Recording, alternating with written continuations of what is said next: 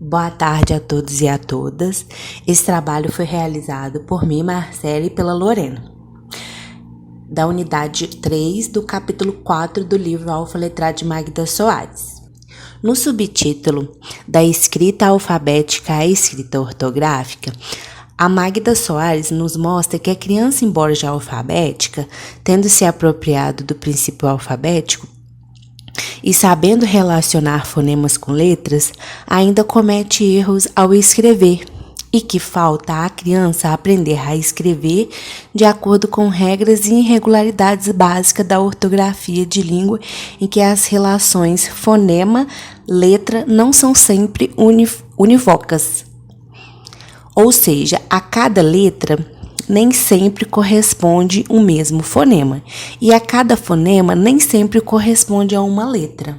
Magda Soares nos mostra que a ortografia, do português é relativamente transparente, o que significa que, embora grande parte das correspondências seja regular, biunívoca,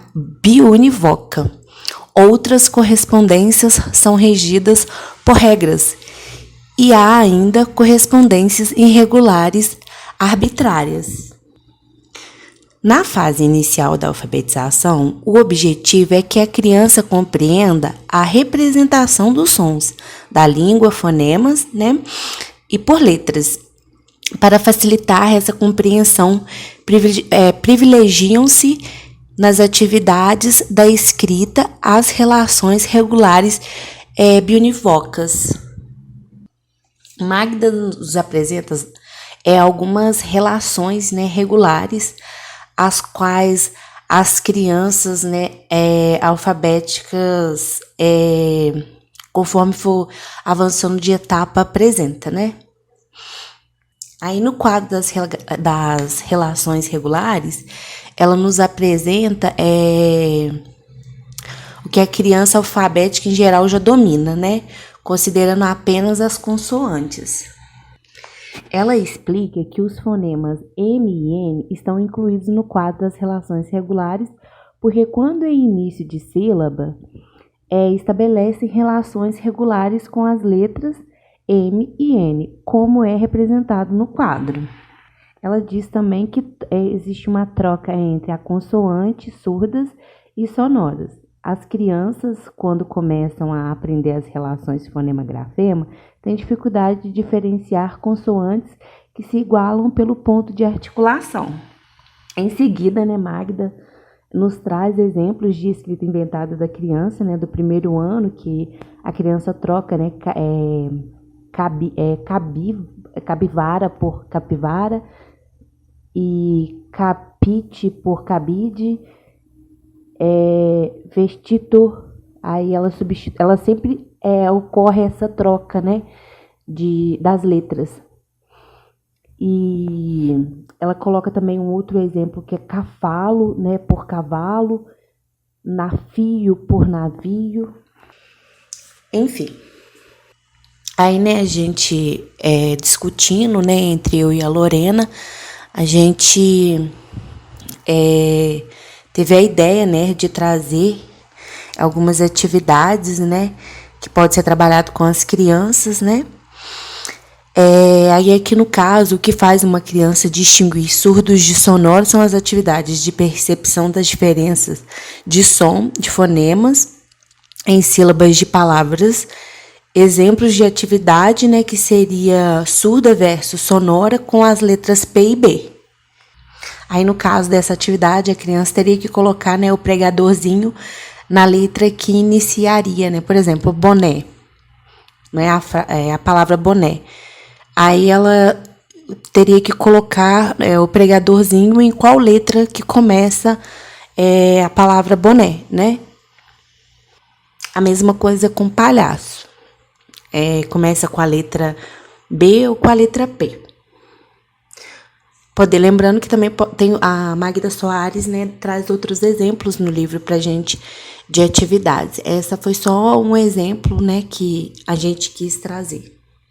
Magda também nos traz, a representação do dígrafo LH, que é outro erro comum entre as crianças no emprego das relações regulares, e a representação, né, do grafema LH. A maioria dos falantes pronuncia como li.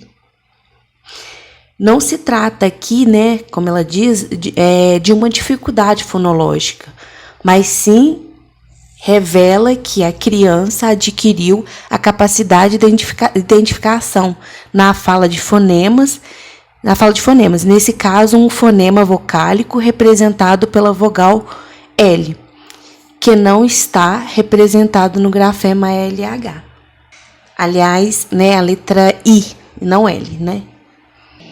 Aqui a gente trouxe novamente outro exemplo, né, de atividade para memorizar, né, as sílabas LH, né, que no caso LA e LHO.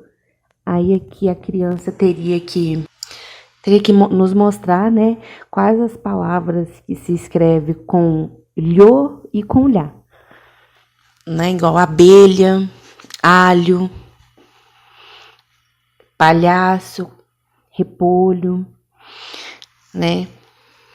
Um outro exemplo de atividade adaptado, né, conforme estava no livro da Magda, né, é uma atividade para se trabalhar a escrita espontânea com a criança, né, através do livro da Viviana, Rainha do Pijama, né. Aí, no caso, a professora poderia desenvolver, né, trabalhar com a criança o gênero textual bilhete, né, onde a Viviana escreveria, né, bilhete não, uma carta, né, a Viviana escreveria uma carta para os alunos e os alunos teriam que responder a Viviana, né. E também uma forma de se trabalhar com a criança, né, com a escrita espontânea, seria o sanfona do grafismo, como aprendemos na disciplina de alfabetização e letramento da Manéria. E o sanfona do grafismo pode servir também como uma forma de avaliar os alunos, né, até mesmo para ver qual nível de escrita, na verdade, qual nível de aprendizagem a criança se encontra. Magda Soares também nos traz no segundo quadro, né, a aprendizagem das relações regulares contextuais, que devem ser desenvolvidas atividades que levam as crianças a comparar palavras que evidenciem as diferenças de som e de localização, ou seja, dos grafemas G, I, GU, C e Q. QU, R e RR, incentivando a consciência grafofônica ou fonográfica. Uma sugestão de atividade, né, a ser feita deve ser uma atividade que leve a criança a diferenciar a pronúncia entre as palavras de cada dupla e identificar o que diferencia na escrita a pronúncia R e RR. Realizar, né, ditado ou autoditado alternando palavras com R e RE. Por exemplo, levar a criança, né, a completar o nome da figura ou escrever o nome da figura partindo sempre da pronúncia das palavras, ou seja, dos fonemas. Nessa unidade 3, Magda trazer bastante atividades que pode ser trabalhada com a criança, a gente também trouxe outra atividade, né, que pode ser realizada com a criança, trabalhando, né, a diferença entre o R e dois R's, né. Aí, como no exemplo, né, da atividade com R ou RR, aí a criança tem que olhar, né, a palavra junto à imagem e ver qual palavra se escreve com um R e qual palavra que se escreve com dois R's, diferenciando uma da outra. Primeiramente, eu gostaria de falar sobre a influência na fala e na escrita. No processo da alfabetização, é muito comum as crianças trocarem, né, os fonemas pelos fonemas grafemas. As palavras que a gente fala com um som e se escreve com outra letra, ela exige uma certa, né, que a criança grave mesmo, né, a forma, e por isso acaba exigindo mais e sendo um pouco mais difícil. Por exemplo, quando confunde o I pelo E, né? Por exemplo, chave por chave, esses erros devem acontecer rapidamente, né? Com algumas frequências da escrita e da leitura, ele para de acontecer.